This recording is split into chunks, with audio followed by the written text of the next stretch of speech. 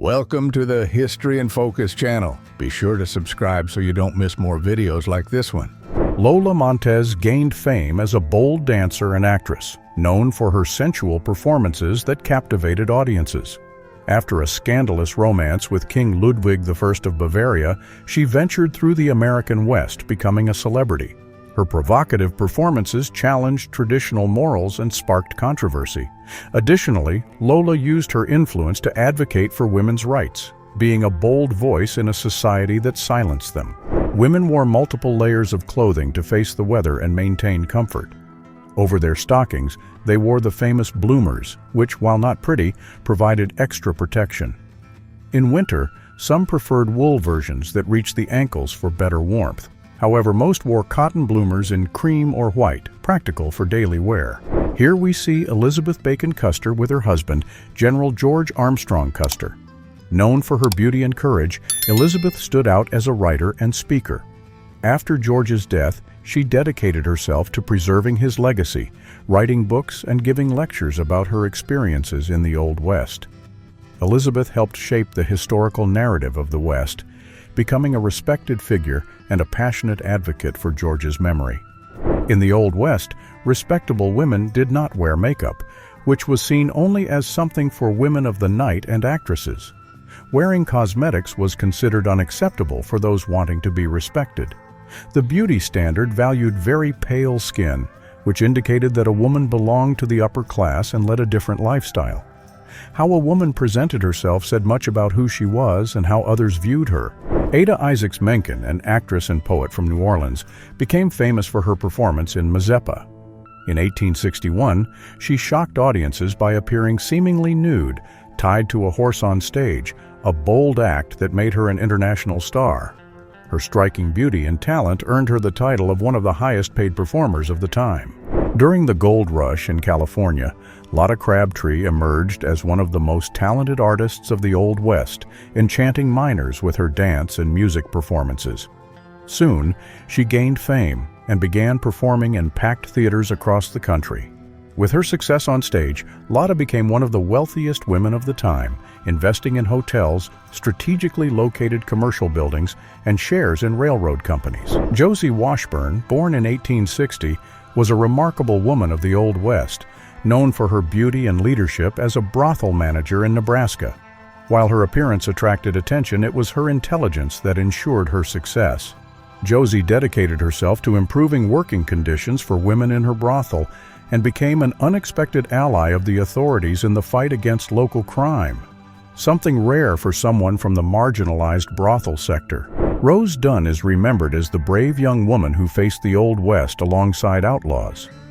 As a teenager, she became involved with the notorious Doolin Dalton gang, a group of robbers and gunmen. It is said that Rose helped the group escape the law and even saved the life of her boyfriend, the outlaw George Bitter Creek Newcomb, during a shootout in Ingalls, Oklahoma in 1893. Despite her past, she left that dangerous life, married, and started a family. Pauline Cushman was a spy during the Civil War. From New Orleans, she moved to New York at the age of 18 to pursue a career as an actress. In 1863, while performing in Kentucky, Pauline received an invitation from the Confederates to toast their president, Jefferson Davis. She accepted, but with a secret plan, to work as a spy for the North. Pauline infiltrated enemy lines, gathering vital information for the Union Army. After putting on the shirt, women would fasten the corset, an essential item of the fashion of the time. Made of lightweight material and stiffened with whalebone or steel, the corset was designed to create the desired hourglass figure. While many women wore it for an elegant look, the madams managing brothels took this fashion to a new level, using adorned and extravagant corsets to impress clients and highlight their status. Susan Anderson was one of the first female doctors to practice in the Old West. After graduating in medicine in 1897, she settled in Fraser, Colorado, where she became known as Doc Susie. For nearly 5 decades, Susan served the local community, providing all kinds of treatments, ranging from fractures to respiratory diseases. During the 1918 flu pandemic, her work was crucial to the region. Mary Halleck Foote was a writer and illustrator who portrayed life in the Old West with great realism. After marrying a mining engineer, she moved to California and experienced the hardships of mining communities. In addition to her literary career, Mary was also a talented illustrator, contributing drawings to various publications of the time. Beautiful women of the Old West paid attention to the details of their clothing, and stockings were a prime example. They wore long silk or cotton stockings that reached up to the knee and were held up with garters. During the day, they preferred black, a practical and discreet color, while at night they chose white or colored hues that added charm and sophistication. Some also perfumed their garters, leaving a light fragrance as they walked. Victoria Woodhull broke barriers by becoming the first woman to run for the presidency of the United States in 1872. Known for her bold spirit and ideas ahead of her time, she was an advocate for women's rights, women's suffrage, and freedom of expression. In addition to her historic candidacy, Victoria was also the first woman to open a brokerage firm on Wall Street alongside her sister Tennessee. Annie Oakley, one of the most famous and beautiful sharpshooters of the Old West, showed remarkable talent with firearms from a young age. This gift led her to perform in shooting exhibitions, and at the age of 15, she defeated renowned sharpshooter Frank Butler, who later became her husband. Annie gained worldwide fame in the Buffalo Bill's Wild West show, captivating audiences with her precision, even splitting a playing card in half with a single shot from 30 yards away. Margaret Tobin Brown, known as the unsinkable Molly Brown, gained fame after surviving the Titanic. In 1886, she moved to Leadville, Colorado, where she accumulated great wealth with the discovery of gold in 1893. During the sinking, she stood out for helping other passengers, being remembered for her bravery.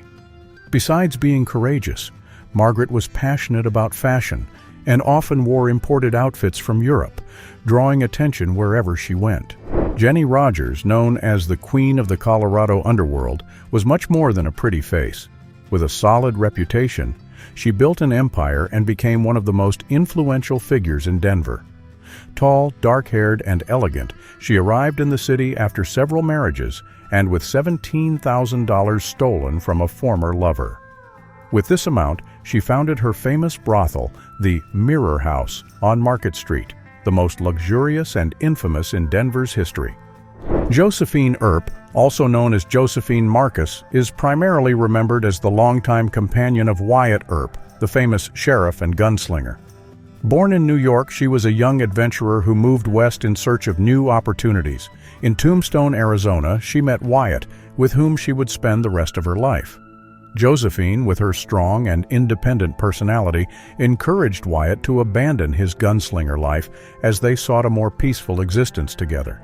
Julia Boulette was born in London and moved to Virginia City, Nevada in 1859 during the height of the silver mining boom. There, she became one of the most popular courtesans, primarily serving the local miners. In addition to her work, Julia helped care for the sick during flu epidemics and often contributed financially to the local fire department. In 1861, she was honored as the Queen of the July 4th Parade, parading with the city's firefighters. Hair was seen as the crowning glory and the main feature of feminine beauty in the Old West. There was no shampoo as we have today, so to clean their locks, women used sweet-smelling oils, cow fat, perfume, or even mixtures of eggs and lemons.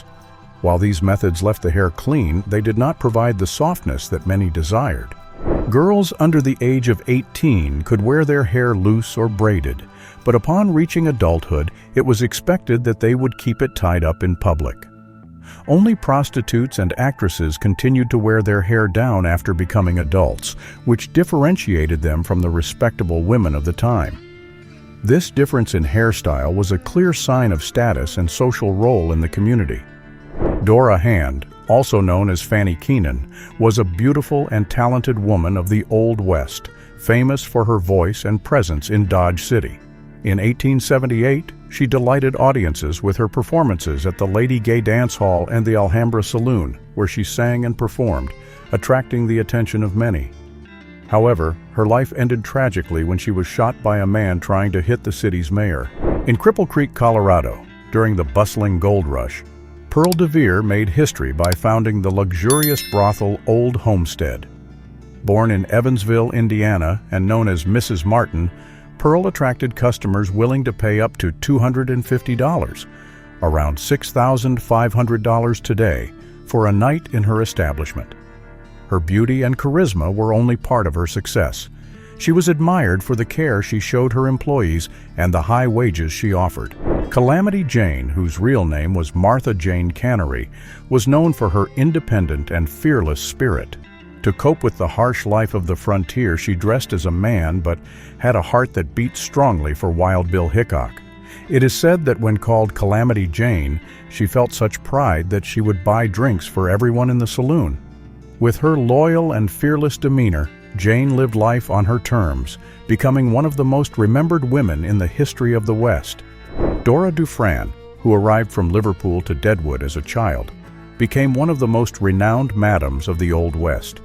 With beauty and business acumen, Dora managed several brothels, including the popular Diddlin' Dora's. To control rats, she kept cats in her establishments, inspiring the term cat house. A friend of Calamity Jane, Dora lived a life full of adventures and remained an influential figure until her death in 1934. Considered one of the most beautiful women of the Old West, Lottie Dino was also one of the most famous saloon players. Born as Charlotte Tompkins, she came from a wealthy family and learned to play cards from her father, a banker. After her family lost their fortune in the Civil War, Lottie ventured into the West, making a living in saloons. In towns like Fort Griffin, Texas, she quickly earned a reputation as an unbeatable player, being called the Queen of Poker. Mary Coulter was a woman who changed the architecture of the Old West. In the early 20th century, she designed famous places, such as the Desert View Watchtower at the Grand Canyon.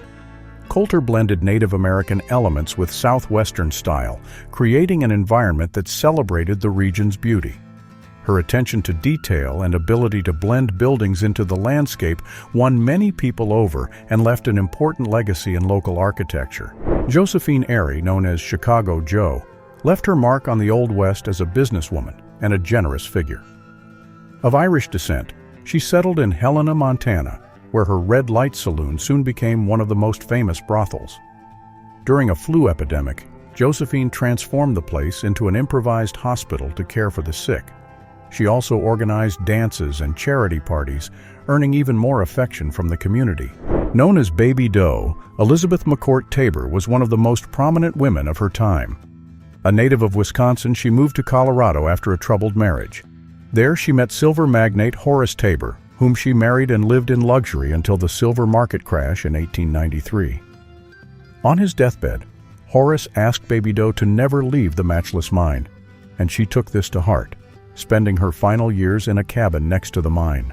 Here we see the beautiful and mysterious Etta Place alongside Sundance Kid, with whom she lived adventures throughout the Old West and beyond.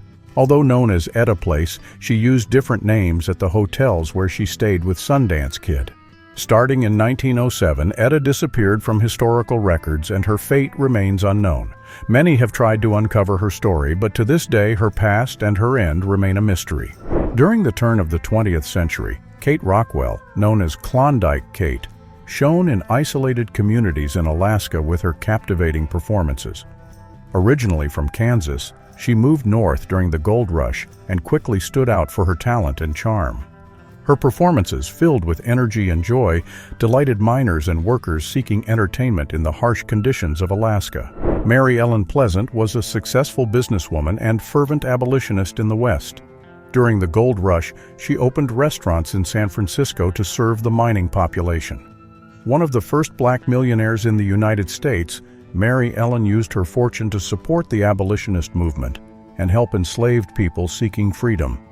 During the gold rush in California, Eleanor Dumont, known as Madame Mustache, stood out as one of the few women working in card games, especially blackjack. She opened her own gaming hall, the Vingt et Un, in Nevada City, where only stylish men were admitted and champagne replaced whiskey. Later, she also began managing a brothel. The nickname Madame Mustache was due to a faint line of hair that Eleanor had on her upper lip. Prostitutes of the Old West were known for wearing white dresses, which became a hallmark of their identity. These dresses, often made of lightweight materials and adorned with lace or embroidery, were chosen to highlight beauty and femininity. White symbolized purity and innocence, creating a contrast with the nature of their work and challenging the social norms of the time. In this 1878 photograph, we see a woman from the Cheyenne tribe reflecting the dignity, pride, and natural beauty of her people. With strong features and dressed in handmade traditional attire, she represents the elegance and rich cultural heritage of the Cheyenne. The women of the tribe were admired for their beauty and strength, playing essential roles in the community, such as caring for families, building the tents, and preserving traditions. With a passion for nature and taxidermy, Martha Maxwell was a pioneer in the Old West. She hunted and prepared her own specimens, gaining admiration in a male-dominated field. Besides her talent, her beauty helped draw attention to her work. Martha became the first woman to have a bird subspecies named in her honor, the Maxwell's screech owl, a small and elegant owl from the western regions.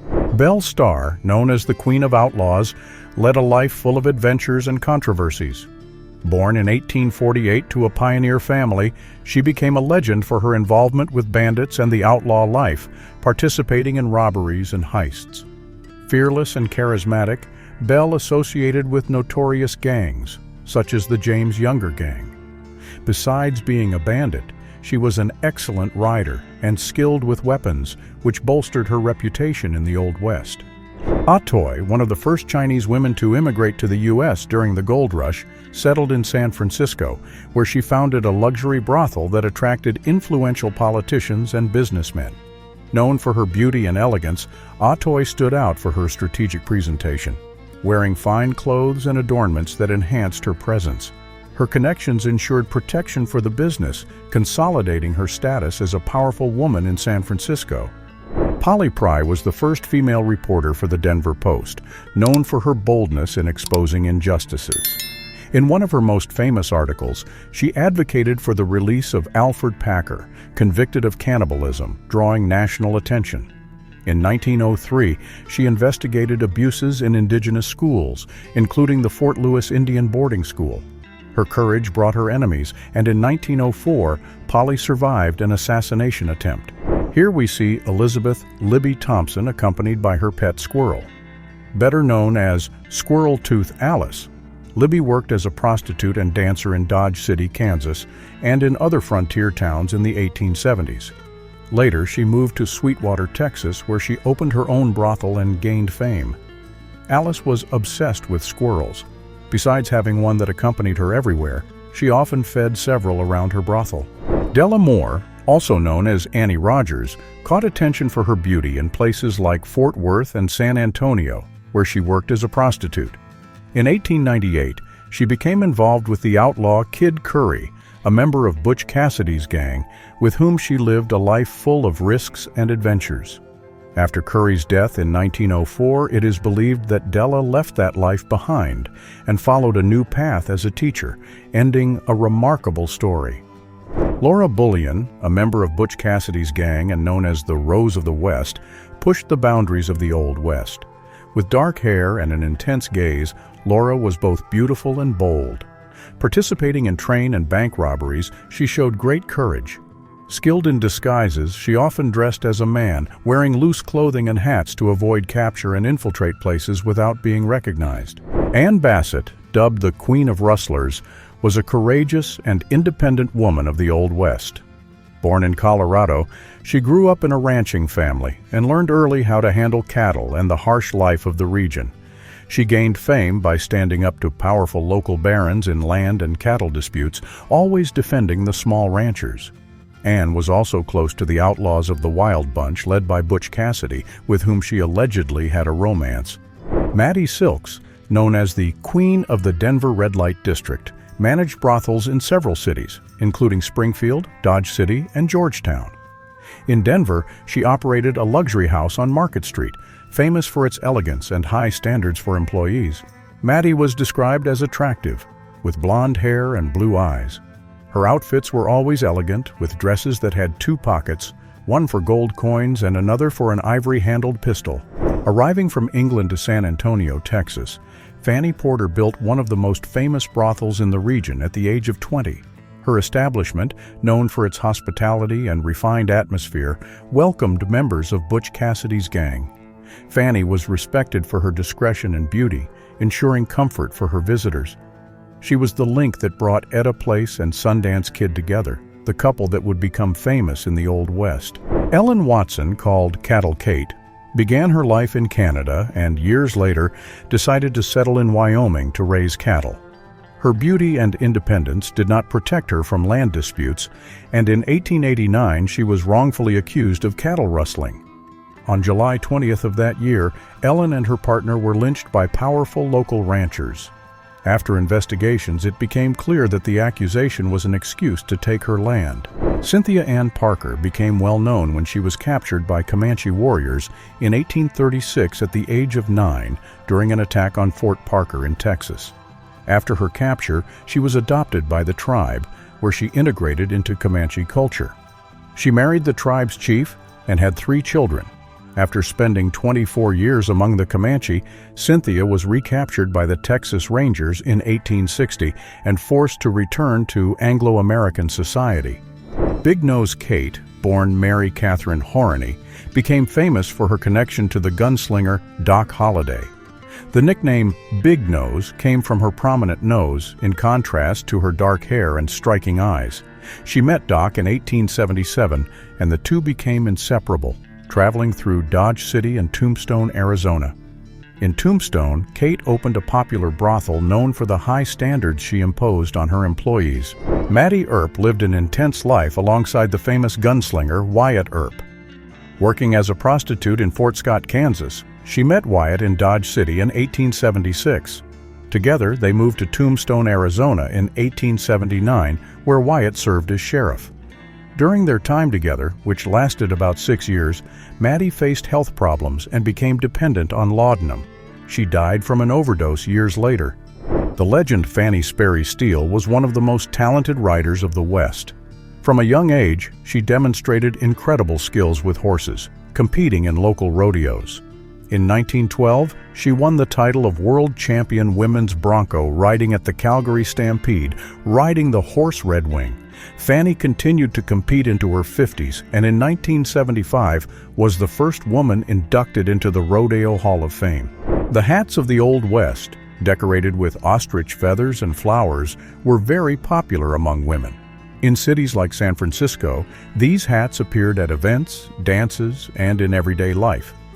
In the 1880s, they stood out for their colorful flowers and long feathers, contrasting with the rustic environment. Some of these feathers were so rare and valuable that the hats became prestigious items, passed down from generation to generation as family heirlooms. Abigail Scott Dunaway was a pioneer for women's rights in the West. In 1871, she launched a newspaper in Oregon to promote women's suffrage. After decades of struggle, she achieved victory in 1912 when women won the right to vote in the state, and Abigail drafted the proclamation. Besides being a journalist, she was a novelist and included themes of equality in her stories, broadening her impact and connecting readers to her vision of social justice. Born in Wales, Martha Hughes Cannon immigrated to Utah and made history. In 1896, she was elected to the state Senate, becoming the first woman in the United States to hold such a position. In addition to politics, Martha was a doctor and an advocate for women's suffrage. In the election, she defeated her own husband, a fact that surprised many and strengthened her image as a progressive and determined woman. During a wagon trip from Missouri to California in 1846, Susan Shelby McGoffin documented her entire experience in the Old West. Married to a trader, she wrote a detailed diary about the difficulties and beauties of frontier life. Her diary and illustrations not only recorded this journey but also serve as an important source of information about the era, still widely used today. Sadie Orchard arrived in Kingston, New Mexico in 1886 at the height of the silver mining boom and quickly became one of the most influential women in the region. She opened brothels, operated hotels and restaurants, and co-owned a transportation line, showcasing her business talent in a male-dominated world. During World War I, she helped the poor, and during the 1918 flu pandemic, she cared for sick children and people. In this 1886 photograph, we see a beautiful young Texan cowgirl posing in traditional attire, embodying the fearless spirit of women in the Old West. Alongside men, they worked on ranches, tending cattle, driving horses, and participating in rodeos. Besides supporting the farms, they defied expectations about women's work. Many cowgirls, like those from Texas, were skilled in roping, riding, and competing, earning the respect of their communities. In the photo, we see a woman wearing a bustle, which could have been a steel structure or a padded pillow attached to her waist. This accessory was used to add volume to the back of the dress, creating the desired silhouette that was popular in the 19th century fashion. In the Old West, women adopted the bustle to accentuate their clothing, especially on special occasions or in saloons where elegance was essential. In the Old West, white and healthy teeth were highly valued as a symbol of beauty and status among women, reflecting personal care and wealth. A radiant smile was seen as a sign of vitality and attractiveness. However, in photographs of the time, it is rare to see people smiling with their teeth visible, as many had poor dental conditions or missing teeth, leading most to pose with serious expressions. The German Lou Gramm arrived in Seattle in 1888 and quickly became one of the most influential people in the city. After the Great Seattle Fire in 1889, Lou was one of the first to rebuild her establishment, located at the corner of 3rd Avenue and Washington Street. Her luxury brothel attracted the elite, including politicians and businessmen. Besides her business, Lou invested in real estate and supported public schools, leaving a remarkable legacy after her death. Born in Kentucky, Belle Brazing started her career at 19, and by 1881 she opened her own brothel on North Upper Street. Known for its discretion and luxury, her establishment attracted influential clients. In 1891, she opened a mansion on McGowan Street, which would become one of the most refined places in the southern United States. It is believed that her life inspired the character Belle Watling in Gone with the Wind. During a journey in 1864, Fanny Kelly was captured by Sioux Indians while traveling from Kansas to Idaho with her family.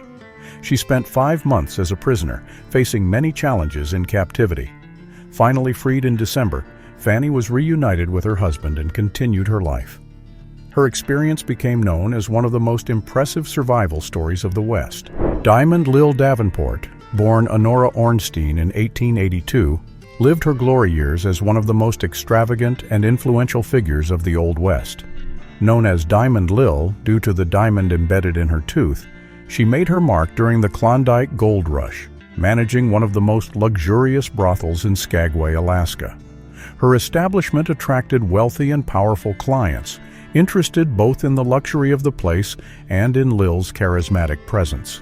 During her adventures in the Old West, Nellie Cashman emerged as a courageous and entrepreneurial woman known for her determination as well as her beauty. After emigrating from Ireland to the United States, she settled in San Francisco and soon ventured into mining regions. In 1912, defying the era's restrictions, Nellie became the first woman to vote in Alaska, leaving her mark as a pioneer. Johanna July grew up in a Native American community and quickly attracted attention for her exceptional skills with horses. In 1887, she made a stunning debut in a circus, where her acrobatics and riding performances delighted the audience. Johanna quickly became a popular attraction, drawing a diverse clientele that admired her talent and charisma. Sarah Winnemucca, daughter of Paiute leaders, used her position to protect and promote the rights of her people.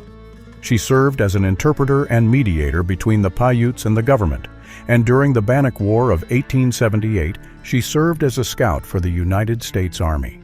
In 1885, she founded a school for indigenous children in Nevada, teaching English and reinforcing Paiute culture. Emma Lillis Quigley, a renowned opera singer, made a surprising transition from the stage to venture into the world of brothels. Known for her charming presence, Emma began adorning herself with extravagant jewelry and luxurious dresses, each costing around $5,000, a fortune for the time. She utilized her musical training to entertain select clients, offering private performances that combined art and seduction. Toby Winmaw Riddle was a Modoc tribe woman who made history in the Old West. During the Modoc War, she served as an interpreter between her tribe and American soldiers. In April 1873, at a peace meeting, Toby warned officials about a planned attack, preventing tragedies. For her heroism, she was granted a military pension, something rare for indigenous women. The Apache warrior Lozin was famous for her combat skills and a gift that helped her foresee enemy movements. By raising her hands to the sky, she felt where her enemies were located. In the arid landscapes of the Southwest, she fought bravely during the Apache Wars, defending her people against settlers and army troops. Besides her combat skills, Lozin was also a healer, using her knowledge to help the wounded in battle.